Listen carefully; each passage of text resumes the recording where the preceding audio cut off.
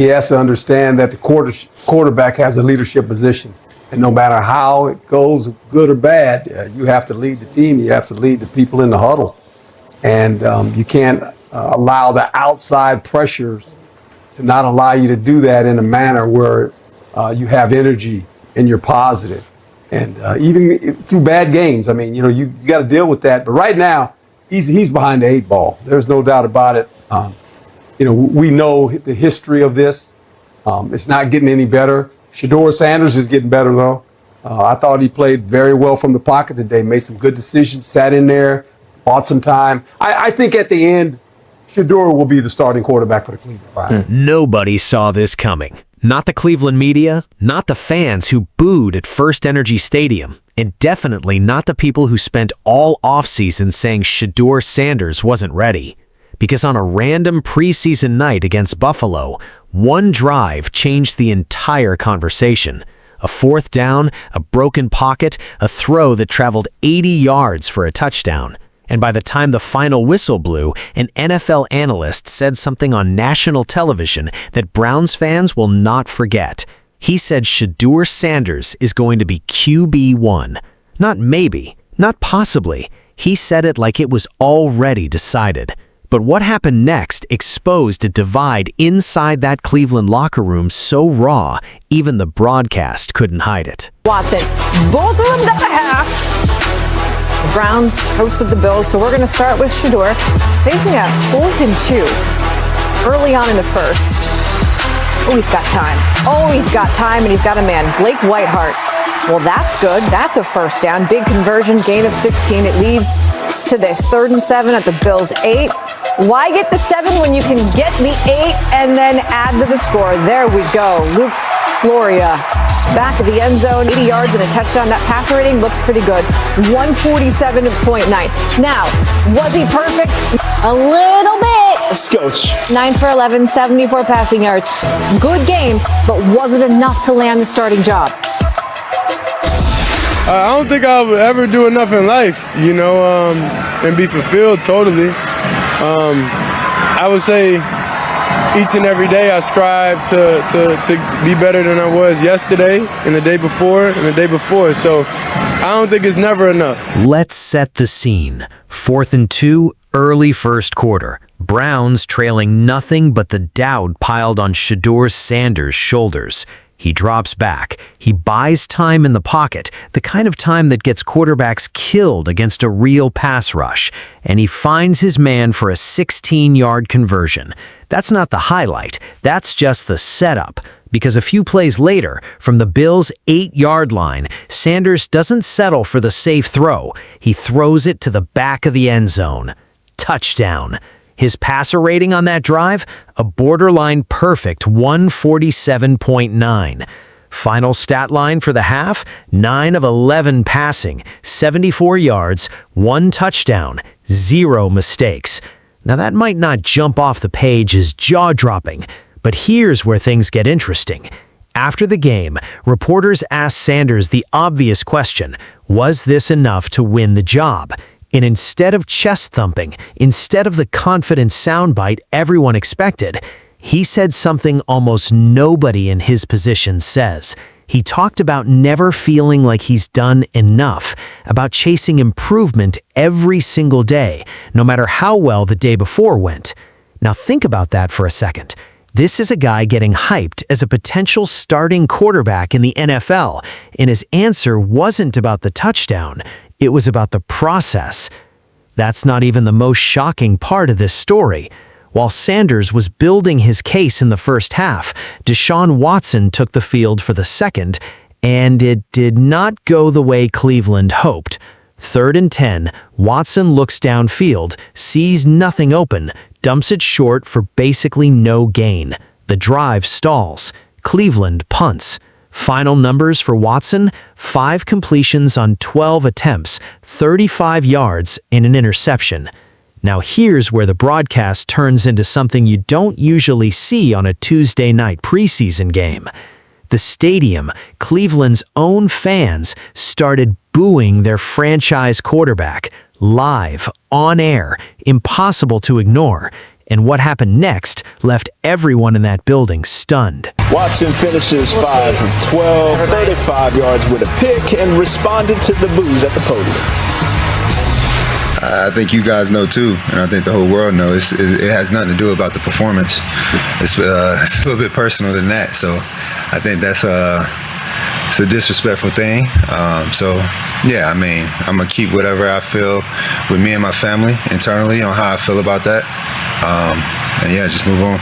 But don't you think, Deshaun, that winning and playing better would eliminate some of that booing? Last time I played on this field, I tore my Achilles. And that same fan base, they cheered when I got hurt. So, does that have to do with, what does that have to do with anything about performance? Watson didn't dodge the moment. He addressed it at the podium. And what he said wasn't really about football at all. He made it clear he felt this wasn't about performance, that something more personal was going on between him and that fan base. He brought up the last time he played in that building, the game where he tore his Achilles, and he pointed out something that's hard to argue with. That same crowd cheered when he went down injured. Let that sink in for a second. A player got hurt on the field, and instead of silence, instead of respect, some fans cheered. Watson said he doesn't regret coming to Cleveland, not for a second. But he also made it clear this booing isn't new, and it isn't really about missed throws. Now, here's where the media's tidy storyline completely falls apart. Ask yourself something. Why is one quarterback getting booed off the field on a bad drive, while the other one, a rookie with 7 career starts, is getting praised for growth after a good half of preseason football? It's not really about talent, it's about narrative. Shedeur Sanders walked into this league carrying baggage that had nothing to do with his arm talent, the draft slide, the family name, the noise. Every mistake got magnified, every good game got questioned. Meanwhile, the guy with a massive contract and a franchise-altering trade attached to his name is watching his own fans turn on him in real time. That's the double standard nobody wants to say out loud.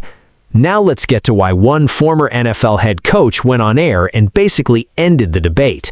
He didn't just say Sanders looked good, he broke down exactly why. He pointed to Sanders standing tall in a clean pocket, working through his reads the way a disciplined quarterback is supposed to. No happy feet, no bailing at the first sign of pressure, just methodical, progression-based decision-making, the exact thing scouts said he needed to prove at the next level.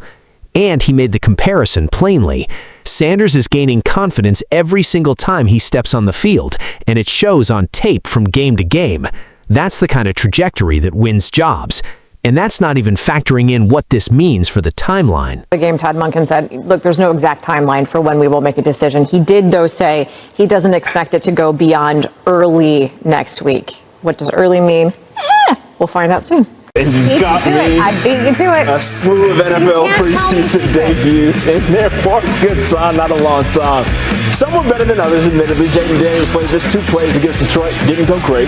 Threw an incompletion on first down and then was sacked on the next play before his night was over. Washington will open their season in Philly against the Eagles. Head down to Cincinnati, where Joe Burrow, no, didn't see him, but we did see Caleb Williams for Chicago. He played the opening drive and completed 2 of 5 for 28 yards while leading the Bears to 3 points to end the drive. Bears will head to Carolina to... After the game, head coach Todd Monken made it clear there's no exact date circled on the calendar, but he also said something that should make every Browns fan pay attention. He doesn't expect this decision to drag out much longer than early next week.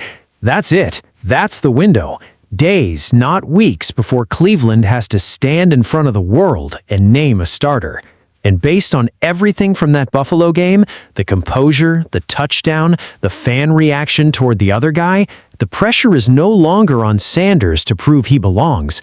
The pressure has shifted completely to the other side of that quarterback room. Here's the part people keep missing. This was never just a football story. This was a story about doubt versus growth. Everyone was ready to write Shedeur Sanders off before he even got a real shot. 5th-round pick, a rough rookie stretch, a famous last name that made every mistake louder than it should have been.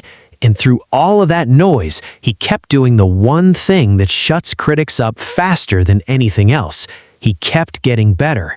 Meanwhile, across that quarterback room, a proven veteran with a Pro Bowl resume is dealing with something no stat sheet can measure, a fan base that's already made up its mind. Whether you love Shedeur Sanders or you're still not sold, one thing is getting harder and harder to deny. Every single time this kid has been counted out, he's answered with something on the field that makes people stop talking. A touchdown drive, a clean pocket, a quiet, humble answer at the podium that said more than any highlight reel could. And now, with a decision looming in a matter of days, Cleveland is staring down a question they can no longer avoid. Is Shedeur Sanders finally the guy? Because right now, the tape says yes, the fans say yes, and even the analysts who doubted him are starting to say it too. If you think Shedeur Sanders has earned that starting job, drop a comment and let us know. And if you don't want to miss the moment Cleveland finally makes it official, hit that subscribe button, turn on notifications, and stay locked in. Because this quarterback battle is about to get a whole lot louder.